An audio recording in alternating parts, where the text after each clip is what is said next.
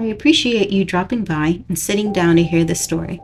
I want to apologize in advance for any mispronunciations of names.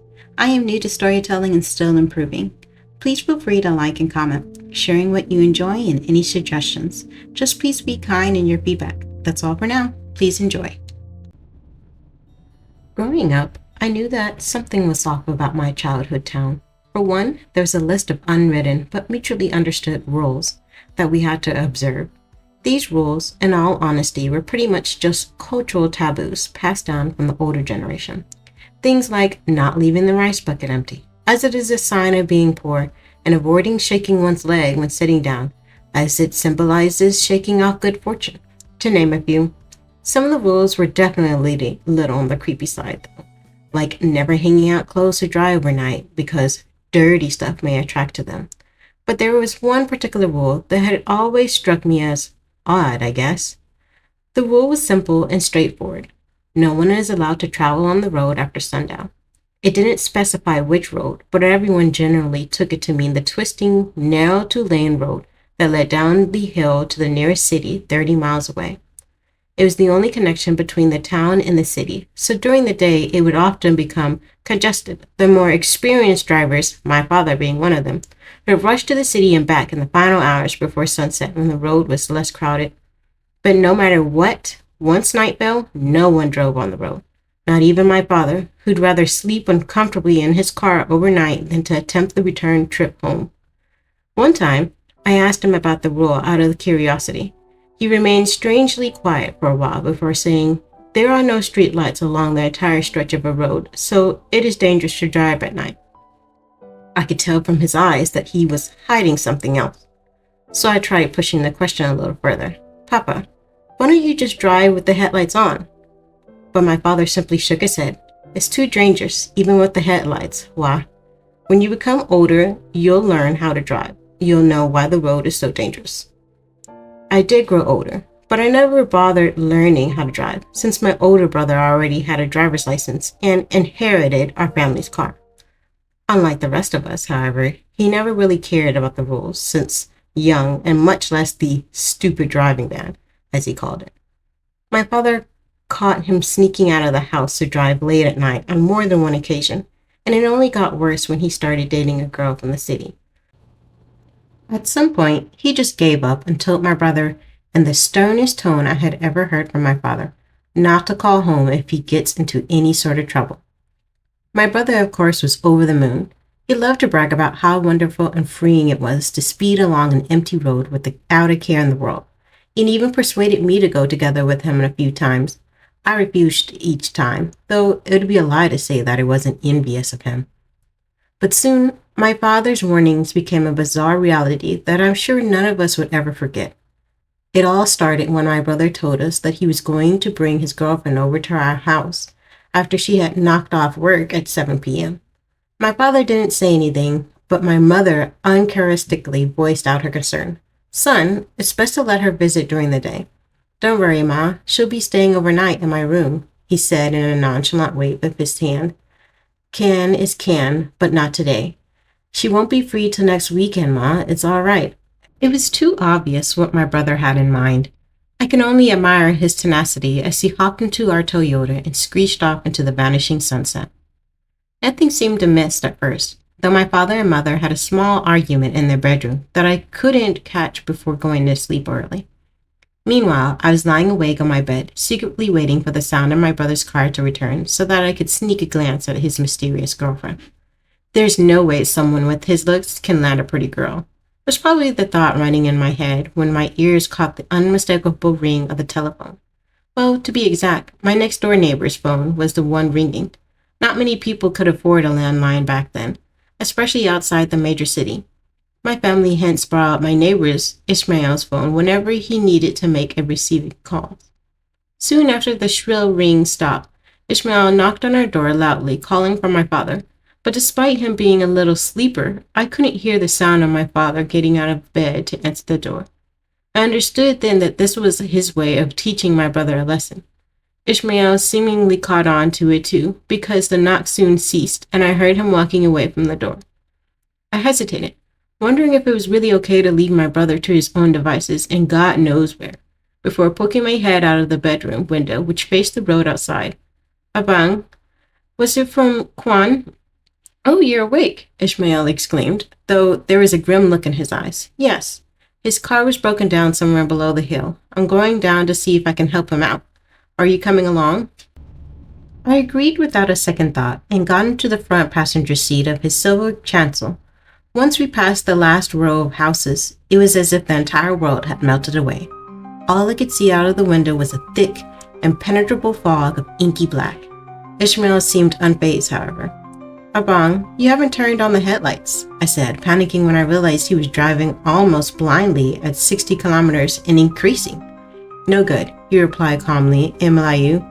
The noise is already disturbing enough. The lights will anger them. I don't dare to ask who exactly we were angering. We raced down the hill for what felt like an eternity in complete darkness, cornering so sharply at each twist and turn that the tiny hatchback seemed to skid on two wheels. It was only until we spotted two flashing amber lights in the distance that Ishmael finally put his foot on the brake. That's our car, I pointed at the Toyota parked by the roadside with its hazard lights on. Yes, I see it, Ishmael murmured, but I don't see anyone in the driver's seat. Huh? But sure enough, when we neared the stranded Toyota, my brother was nowhere to be found. Instead, a girl sat in the front passenger seat, visibly shaken, but otherwise unhurt. She didn't seem to react to our presence when Ishmael stopped behind the car and rolled down his window. You all right? He shouted. When she didn't make a move, he pressed the horn until she finally turned her head up towards us. I couldn't quite tell her facial expression because of how dark it was, but an inexplicable shudder ran down my spine when I felt her gaze on me. Are you here to help? She spoke in a bare whisper. Where's Kwan? Ishmael asked back, his voice becoming sharper all of a sudden. Where did he go?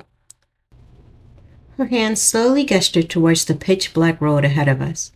Ishmael paused for a moment before turning towards me. You stay here with the girl. I'll go find Kwan on foot myself. Well, wait, Abang. By the time I fumbled with my seatbelt and finally unbuckled it, he was long gone. The only saving grace was that he had left the key in the ignition, so I had the engine idling noise and the meagering light from the dashboard to accompany in the dark. Well, there was also the girl.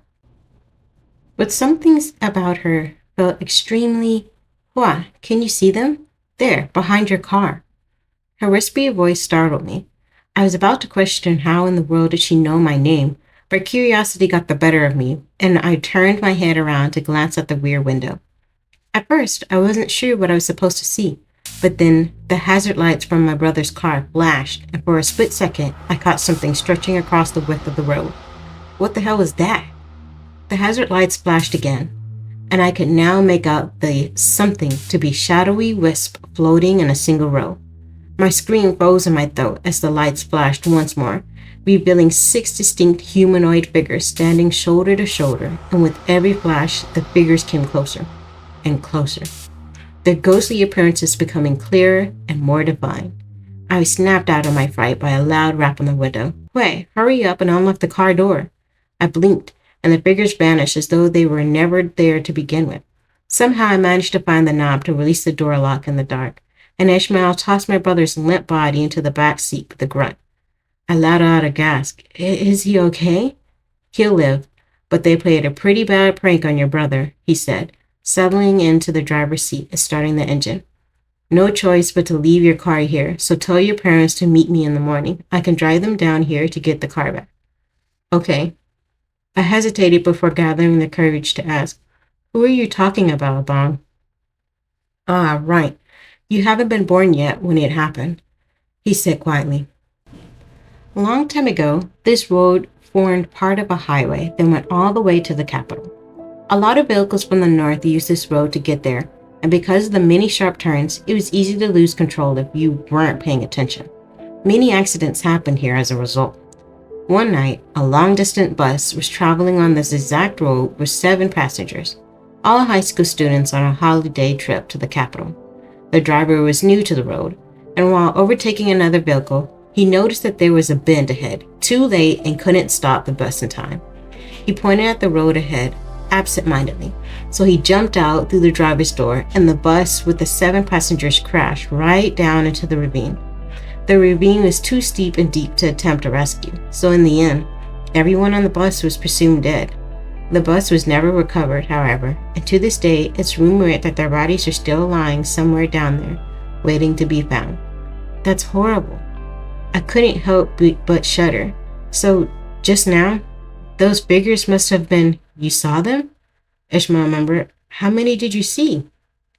Huh? How many? I said in surprise. 6, I think. Something clicked in my mind then, and I started, wait, one's missing. No. He whispered as he stared at the rearview mirror, the girl. I frantically turned to check on my brother in the back seat, but a hand shot out and stopped my head in place. Wait, no, Ishmael said in a low voice. Don't look. That was the first time I've ever seen true fear in someone else's eyes. Forcing my saliva down my suddenly dry throat, I sunk into my seat and lowered my gaze to the best of my ability. Ishmael turned the car around and began the journey back. Yet this time, we were struggling to gain momentum uphill, even in first gear. I felt like the car had become several times heavier than on our way down, and I was more than certain my scrawny and underweight brother wasn't the cause. Abang, what should we do? I murmured so softly that I thought he couldn't catch what I was saying. They won't hurt us, he answered, though his voice was strained. Then he began murmuring something under his breath, some sort of prayer chant, if I were to guess. The car suddenly jerked from side to side at that very moment, as if something heavy was thrashing about in the backseat. It took every fiber in my being not to scream out loud in panic. I swore I heard laughter from behind before the shaking abruptly stopped. Ishmael didn't waste another moment and slammed the pedal to the metal, sending the cancel flying up the road at breakneck speed. If not for his driving experience, I wouldn't doubt for a second that we would have landed in a ravine too. It was only when the lights of the town appeared in the distance that we finally slowed down, and when Ishmael pulled up next to our house, my father was already waiting by the front door. The two men exchanged a knowing look, and after thanking Ishmael for his help, my father effortlessly hoisted my brother out of the car and into our living room. It wouldn't be until the next day when my brother finally regained consciousness. Bizarrely, the last thing he remembered was the engine mysteriously dying on the way back home and him exiting the car to open up the hood. He couldn't recall ever calling Ishmael to ask for help, and I soon realized there was no way for him to make a call in the first place, since there were no payphones along the road. As for his girlfriend, apparently she had fallen ill and was forced to stay home, so he didn't manage to meet up with her at all that night. Oddly enough, however, my brother has avoided driving on that particular road since then. It wasn't until recently, when a new highway to the city that completely bypasses the old road was completed, that he suggested going on a night drive together out of the blue. I was so surprised that I agreed without a second thought. It wasn't until I sat down in the front passenger seat that I suddenly remembered the incident from many years ago, and it occurred to me just how strange my brother's change of heart was. So, what's up? I asked him curiously. What makes you want to drive at night again after so long? Oh, I never stopped wanting to go into night drives, he said nonchalantly. It's just that, for the longest time, I kept on having the same nightmare about the old road, and it seriously makes me hate driving on that road to my very core. I laughed. A nightmare? Yeah, it's honestly super weird, he murmured. It's always the same bus going down the same stretch of road, and I always find myself in the driver's seat no matter what I do. My smile faded. After overtaking a car in front, I must jump out to save myself or else I'll die in a deep ravine. Man, the screams at the end are the worst, I swear. They never fail to wake me up in cold sweat. Thank you for sticking around. I truly hope you had a fantastic time. Stay tuned for more exciting things on the horizon, and make sure to mark your calendar to return for more fun.